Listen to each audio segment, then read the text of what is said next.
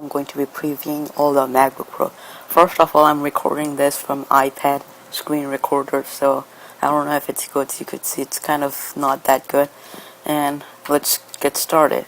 All the MacBook Pro comes with Intel Ivy Ridge CPUs and USB 3.0, and also all the RAM is 1600 MHz memory. It used to be 1333 MHz. It's mainly the megahertz thing. I don't really know, but it's probably better than normal. So let's look at all the 13-inch MacBook Pro. You could see it's 1280 by 800 resolution on the non-retina display, and for the 15-inch it's 1440 by 900. You could see 2.5 GHz i5, 2.9 GHz i7, and all those other stuff. Then for the storage, it's still 500 GB 5400 RPM hard drive, so it's still the same, and the size it went pretty much the same.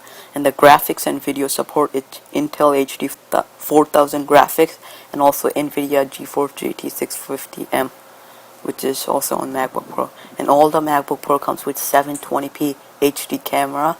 You can see the connection, it's still the MagSafe power port, and it's 802.11 and Wi-Fi wireless networking. And the audio, the new about it is stereo speaker with subwoofer, which is a great addition to it. I don't know if it had it on the 2011 model, but I think it's new. And the keyboard and trackpad, which is pretty much the same, and 7 hours of battery life, and of course OS X Lion. And you could also get configure up to 8 GB of memory, 750 GB hard drive, also SSD if you like. So it's pretty much the same. And now let's look at the Retina display, which is the main thing of the MacBook Pro, which is updated by a lot. So right here, I'm gonna click it. Right there, I clicked it twice. Wait, it still didn't work. Okay, right here. Let's look at them. You could see it's 85 watt MagSafe 2 power adapter. It's pretty much same. I don't know if it is.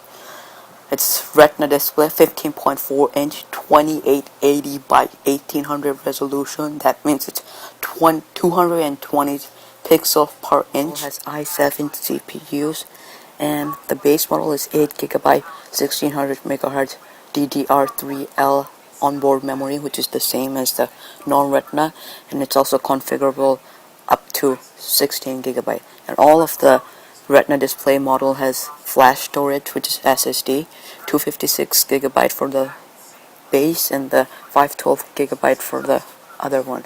And it's configurable up to 768 GB flash storage, and it's much more thinner than the old one. And you could see it has NVIDIA GeForce GT 650M with 1 gig instead of 512 MB on the non-Retina display model. And it's also 2560 by 1600, supports dual display, up to 2 external display at millions of colors, same. And you can see it's 720p HD camera, which is the same. And it has HDMI port, which is a big addition.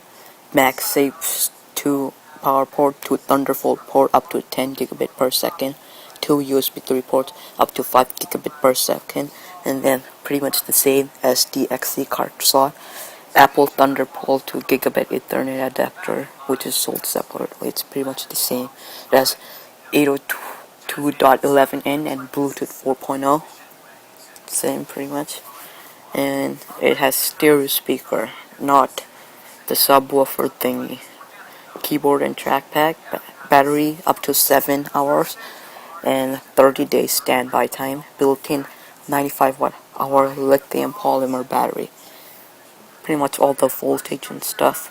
Comes with OS X Lion, limited warranty, and you could see all the it's configured to order 2.7 GHz quad-core i7, which is the top model, and its turbo boost is 3.7 GHz.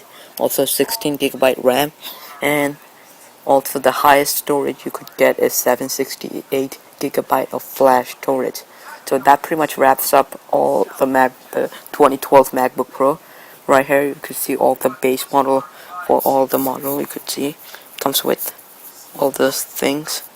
GDDR5 memory with the 1 gig on the Retina display, and on the non-retina display with 512 MB of GDDR5 memory. So thanks for watching.